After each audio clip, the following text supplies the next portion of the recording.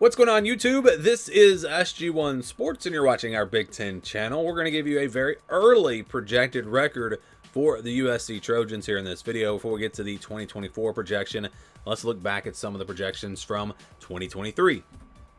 Here were some of those projections from last season. You see a 7-5 record in the regular season for USC.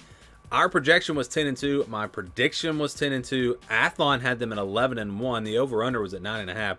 So obviously this team did not come anywhere near meeting expectations in 2023. It was a very disappointing season. This is a team that most people had as a playoff contender in the preseason, and they did not live up to that. I didn't realize this until when I was going through these projections. I went with a little bit more aggressive formula last year doing the projections. So the games that you'll see in the blue, which right now I count as 75%, a 75% chance to win. I was actually counting those as wins last year, and because I was kind of surprised that this projection was 10-2, and so I went back and did it with the formula that I'm using this year, and the projection would have actually been 8-4, which of course would have been much more accurate. So a more conservative projection this year with the way I'm doing it. So if you've been watching the other projection videos, you can keep that in mind. But let's get to the schedule here, and this is the formula that we use. So if it's a 50-50 game, it'll be a game in the white. That's a game that could go either way. Spread in these types of games, I think it's going to be less than a touchdown. Under 20, over 80 games where I think the spread will be, 17 plus points, whatever. Those are games where we're almost guaranteed wins or losses. 20-29, 71-80. Those are games where I think the spread will be double digits.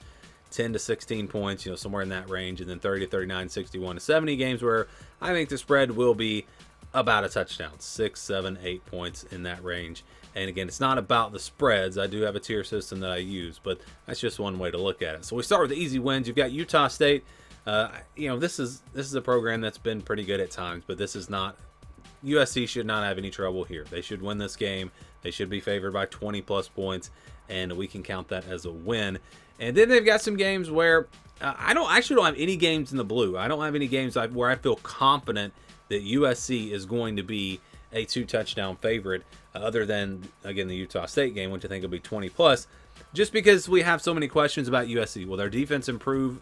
How much will it improve? Will they be able to replace a lot of these playmakers on offense? Just so many question marks. It's very early. So Rutgers and Nebraska are games where I think USC will clearly be favored, especially at home. But is it going to be like a 7 or 8 point favorite, or is it going to be a 14-point favorite? That's just hard to say right now when we just, I'm basing this off of last year. And again, USC was a 7-5 team last year, and there's no reason to expect them to be significantly better. Maybe they do improve, but I don't think they're going to go from 7-5 to 11-1 or anything like that. So that's why those games are in the purple. Again, about a touchdown favorite, I think, in both of those. Playing at home will obviously help. And then you've got some games where I think they're going to be underdogs. I think LSU, Michigan, Penn State, I expect them to be about a touchdown underdog in these games. LSU, that one is interesting. I would say a 6, 7, 8 point favorite for LSU in that game. Michigan on the road, I do expect Michigan to drop off from where they were last year, and it's on the road. But again, with Michigan dropping off some, I'm not going to put that in the orange. I'm going to put it in the yellow. And Penn State's a home game. That's why it's in the yellow and not in the orange. If that game was on the road, if USC was going on the road to play Penn State, I'd probably have that game in the orange. I would say they'd probably be a double-digit underdog in that game.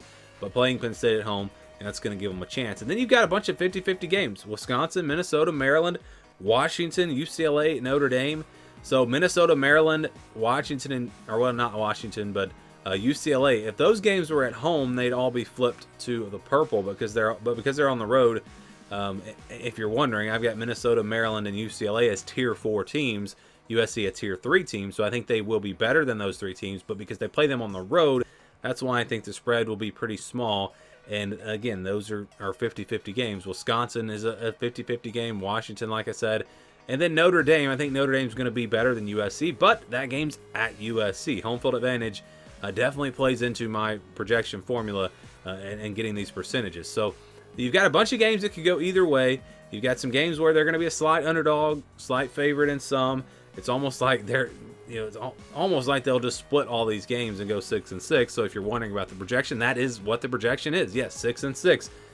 One easy win, 6 50-50 games, 2 games where they'll be favored, 3 games where they'll be underdogs, And if you average all that out, yes, your projection for USC is 6-6. So a little bit down from last year. If this team improves, I think they're going to do better than 6-6. If they're a better team this year, even with the schedule, I think they can improve on that 7-5 record, at least get to maybe 8-4. But it is a pretty tough schedule. It is a grind. Not a lot of easy games on here besides Utah State. And again, our projection for USC is 6-6. Do you agree? Do you disagree? Give me your thoughts and your early projections on this team down in the comments below.